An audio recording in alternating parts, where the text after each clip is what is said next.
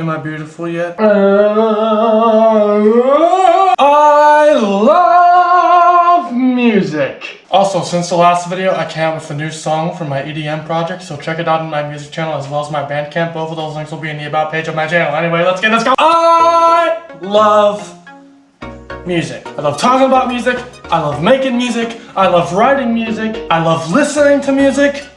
Music is a grand thing and I'm obsessed with it. I have probably downloaded a million songs, and although my favorite changes from time to time, which leads to me downloading a bunch of crap, not listening to it anymore, deleting it, and then figuring out that I actually like that music again, which leads to me regretting that I actually deleted it and then downloading it over and over again, therefore me wasting a whole bunch of my time that I shouldn't have wasted because I shouldn't have deleted that. Which, you know, is a minor inconvenience for my life. First world problems! Anyway, even though that happens from time to time, I have listened to music from probably every single genre, even country, even though I now realize country is kind of trash. But other than that, I like it all. Black metal, metalcore, pop punk, alt rock, indie folk, Christian, EDM, classical, avant-garde. I've listened to video game soundtracks, movie soundtracks, Broadway recordings for plays. I have watched millions of music theory videos. You get the idea.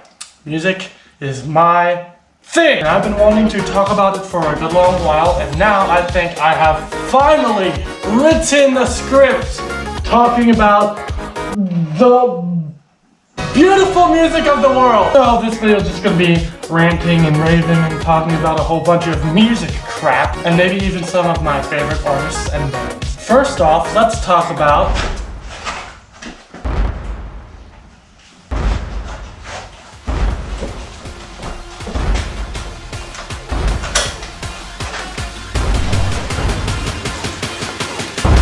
oh my god, a giant monster cat!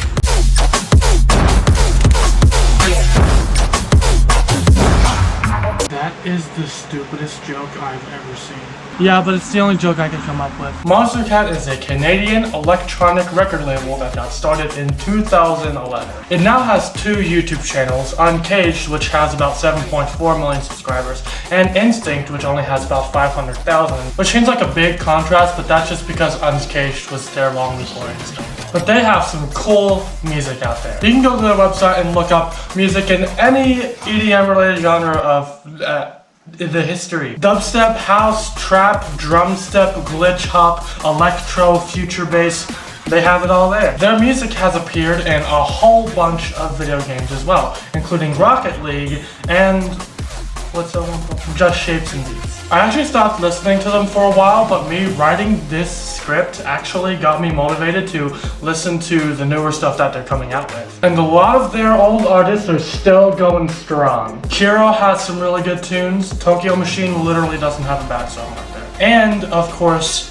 there are some new faces that have joined the crowd as well, only one of which I've checked out. His name is Reaper, and he has some of the best electronic music that I've ever heard. They've also still got some good older music that you can check out. Puppet, I don't think is signed up to them anymore or is even making music in general, but he has some amazing songs.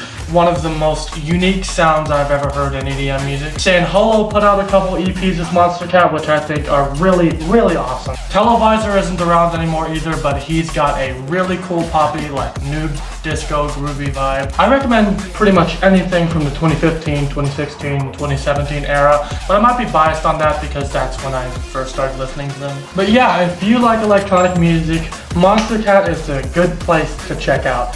And if you do like a certain era of Monster Cat, then you can go to their website and they will have on their artist page all of the years that they've been in existence and all of the artists that have put out songs in that year through their label. So you can go back and listen to the songs that came out from there. So yeah, check them out. Next thing! Hello, and welcome to Backyard Gardening with Zachary and Mosley. Let's go ahead and look at our tree here. It's been about 3 years since we've planted this beauty. It seems to be growing nice and healthily. Let's go ahead and look at one of these fruits here. This right here is the fruit of an audio tree. You can tell by the nice consistent coloration here that it seems to be fully ripe. Usually when you look at something like an apple and there's like some green on it, it's not completely ripe yet, but you can see here the nice consistent coloration. There's no like real spots of color there.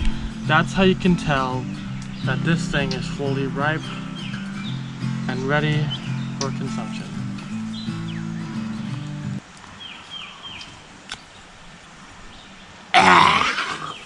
Monster Cat is another record label that started out in 2011, but they don't actually just focus on EDM music.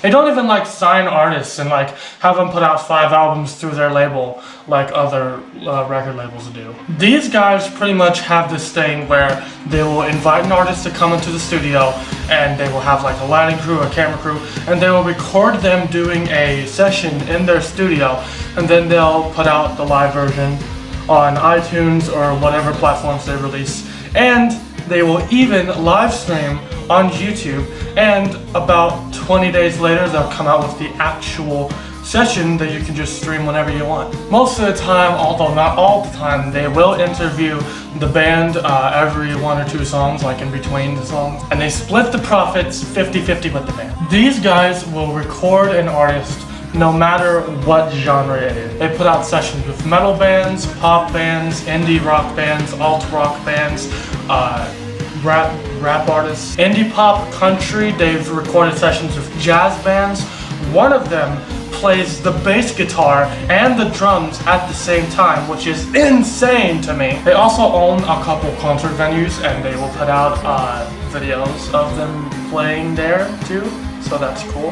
I highly recommend going to their YouTube channel and checking out all the sessions that they have. And a lot of these bands, at the time of them recording the session with Audiotree, they aren't actually that well known. So if you want to find some underrated or unknown bands that not a lot of people know about, then that's a good place to check it out. You think your band is underrated? I found my music in a tree! Heck, if it wasn't for these people, I wouldn't have found some of my favorite bands of all time. I would not have as big of an appreciation for alt rock, punk, or even metal if I had not found Audiotree.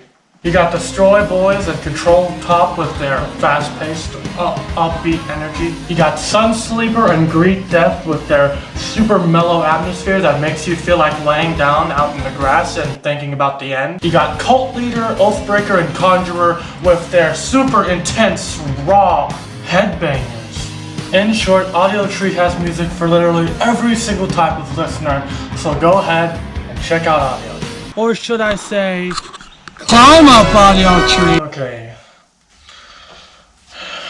Now I gotta think about how I'm supposed to smoothly transition into the next topic.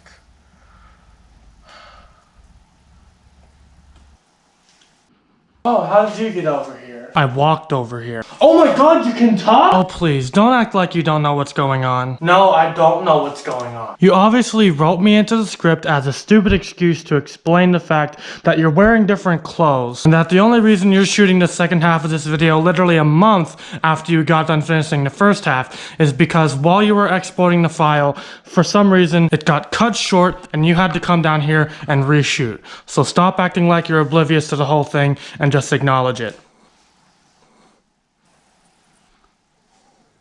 Yeah, okay.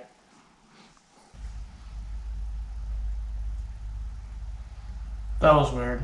I have no idea what just happened. Anyway, where was I? Oh yeah, the next subject. I'm not big on Christian music. Next time you're in a car, and like you get a chance to flip through the radio, go ahead and flip to your local Christian station and listen to the songs.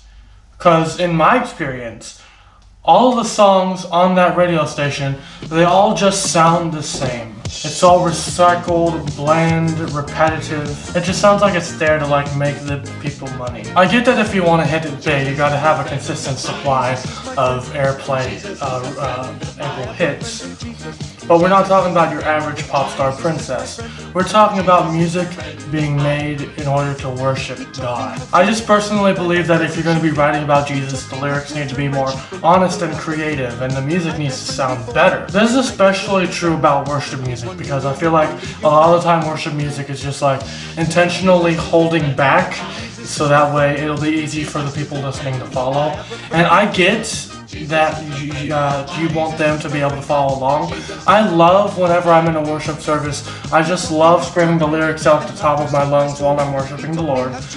But honestly, you don't need to hold back that much. I remember watching a video with this worship leader named Don Mean, and he was talking about being a worship leader and talking about like how to stop people from overplaying in your band. And he would have them play the song, and he would go up to a certain band member and he would be like, okay, that's how you would normally play it, now overplay it a little bit. What are you playing, Kiko? There's just one thing that I want to say. What could you be playing? Thank you, Lord. Thank you, Lord, for all you've given to me, for all the blessings that I can. And some of the licks and the rhythms that they were playing, they actually seemed to really enjoy playing those licks, and Don seemed to like it too. It's actually not bad. You know, I feel 50 years younger. And then he got all of them to overplay a little bit. Why not join him? For all you've given to me, everybody, overplay a little bit. For all the blessings that I have. You, Lord. You, Lord. And it added so much energy to the freaking music. It shows that worship music needs to sound like an energetic outcry to God, rather than just like a boring, bland, repetitive just song. That's just bad. I think I ought to do a new album like that. Of course, there are some good people out there putting out some good songs. Josh Garrels has, I don't really listen to him anymore, but he has this like really folky like vibe to him, and I think he's really, really cool. Lauren Daigle's album Look Up Child is very, very awesome. Rivers and Robots probably has the most unique sound ever. There's even John Elefante, which I don't really listen to anymore, because I just wasn't really into his sound, but it's definitely 100 times more unique than a lot of the other Christian contemporary music out there. Of course, his music is probably so good simply because he got so much practice writing songs and being the lead singer for progressive 70s rock band Kansas. And not play it the right way, the chorus. Thank you, Lord. You, Lord. Yeah. Anyway, in short, music is cool. Music is awesome, it's fun to play, it's fun to listen to, and I just can't get enough of it. So if you enjoy music as much as I do, go ahead and comment down below some of your favorite bands, some of your favorite songs, or whatever the heck. Subscribe to my YouTube channel. All the links and stuff will be in the about page of my channel as usual. And I guess I will see you all next time I get back on the internet. Goodbye!